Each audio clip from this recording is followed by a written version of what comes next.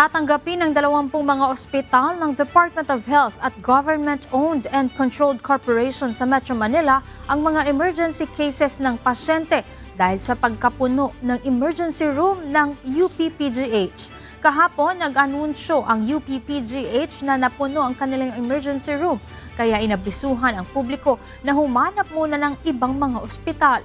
Ilan sa maaaring pagdalhang ospital ang Dr. Jose N. Rodriguez Memorial Hospital and Sanitarium, Las Piñas General Hospital and Satellite Trauma Center, San Lorenzo Ruiz General Hospital, National Center for Mental Health, Jose Fabella Memorial Hospital, Jose R. Reyes Memorial Medical Center, Amang Rodriguez Memorial Medical Center, Research Institute for Tropical Medicine, Rizal Medical Center at Rizal Medical Center.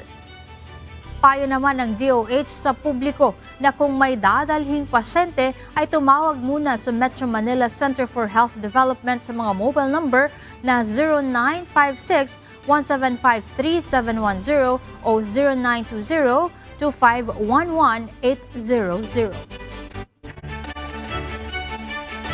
Sa panahon ng panandaliang pagkapuno ng emergency room ng UP Philippine General Hospital, nakaantabay at handang tumanggap ng mga pasyente ang 20 DOH at GOCC hospitals sa Metro Manila. Ganito rin po ang nangyari noong Marso. Sa pakikipagtulungan ng UPPGH at ng DOH, naiayos naman po natin ang sitwasyon.